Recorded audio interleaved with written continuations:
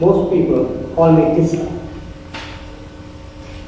I am happy to say that I was one of the subjects of Get on the Bus for 3 years running, from 2008 to 2010.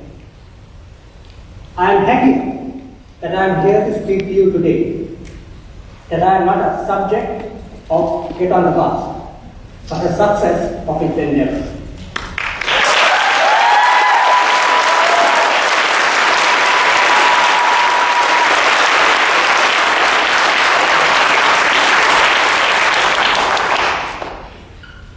As you can see, the action Get on the Bus works. I was arrested for my writings in Sri Lanka in March 2008. In April of that year, there was a Get on the Bus action, and the activists went to the Sri Lankan embassy and raised the issue of my detention. The Sri Lankan media printed a photo of the Get on the Bus action in New York. I still remember the day that one of the policemen holding me in detention came and told me about the picture. And in a voice of anger mixed with envy, he said, "You seem to be having friends." For anyone who has been incarcerated unjustly, where one is helpless and does not know what the next hour holds, the knowledge that there are people outside fighting for your release gives hope. It's a feeling that I can't quite describe right now. All I can say is it is hope that helps you to carry on, to keep on fighting to live, and fuels the passion to live free. So, to all the activists who came here before you, and to you, I want to say, thank you for giving me that hope. My ask from you is, continue your activism today and every day from now to give hope for all those who have been silenced because of their beliefs. We are here today, however, not to talk about me, but to talk about Ragihar Manoharan and his 4 friends. Ragihar was a young man of 20, and on January 7, 2006, he and 4 of his friends had heard that they were accepted by a prestigious university. And just like you would have done if you heard that you were accepted by your dream university, these 5 boys decided to celebrate by hanging out at the beach. However, Ragihar's dreams ended that evening. He was shot, execution style, as per his friend. Sri Lanka, as some of you might know, is an island of India. Since 1979, there was a civil war raging between the forces of the majority Sinhala government and Tamil rebels, including the Liberation Tigers of Tamil Nadu, or LTTE. In May 2009, the government forces militarily defeated the LTTE. But the fundamental issues of discrimination and human rights abuse that led to the rebels asking for taking up arms remains. Added to them are the extensive human rights violations committed during the 30 Years' War. Amnesty International is currently running separate campaigns for the investigation of possible war crimes that happened in the lead-up to the May 2009, and also on other issues such as disappearances and arbitrary detention in Sri Lanka. Ragihar's case is an emblematic of such crime. But, as Dr. Manoharan, father of Ragihar, pointed out in his message today, Ragihar's murder was not committed in the fog of war. In January 2006, there was a ceasefire in Sri Lanka.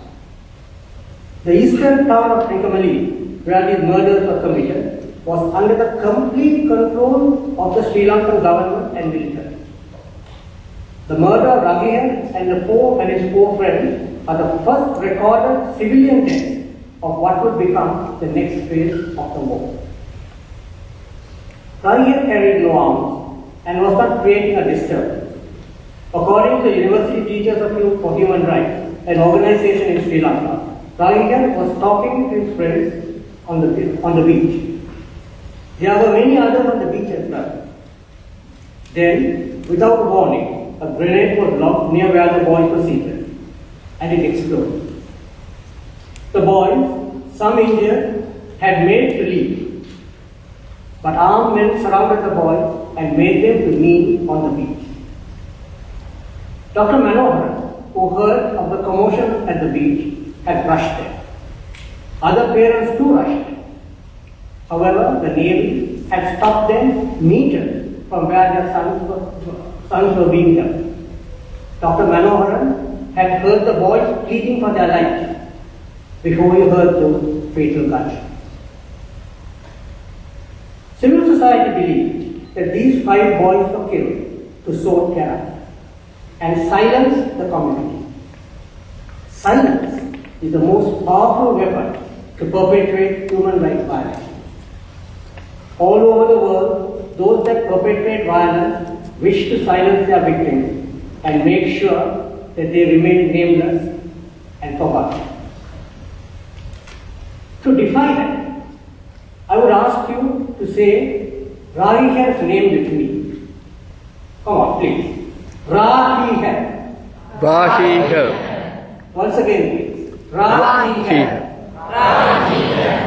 Thank you. Today, when you go to the Sri Lankan embassy, don't forget to chant his name, Ragihar. To tell the Sri Lankan government that he will not be forgotten until his killers are brought to justice. Despite the lapse of 6 years, Ragihar's father, Dr. Manoharan, has found no justice.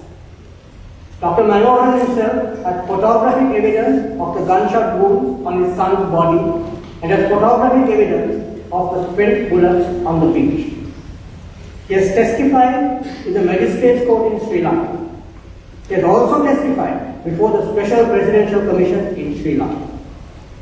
But all these inquiries terminated prematurely. He is looking for justice, but has not found it. Life as he knew it stopped for Dr. Manoharan that day, when he was stopped at the beach and not allowed to proceed to save his son. That moment, he gave up his safety, the safety of his wife and his other 4 children. He gave up his livelihood and everything else he held dear to fight for justice. It is justice for Ragihar, but also justice for all of us. Ragihar will not return. His father knows that. Yet he keeps on fighting to ensure justice so that no other parent will have to go through what he is going through. To hear the screams of his son, to see his son's killers, and yet 6 years later know that his killers are still free. So he is fighting to end impunity. We must not, we cannot let him fight alone. My plea to you today is to ensure this action of get on the bus for justice for Ragihar and his friends not end today. Let this be the beginning. Let us send a message that Dr. Manoharan will not be alone in his quest for justice. Tomorrow when you wake up, please continue to work for justice for Ragihar. Continue every day until there is justice for Ragihar. Justice for the 5 boys on the beach in Sri Lanka. Justice against impunity.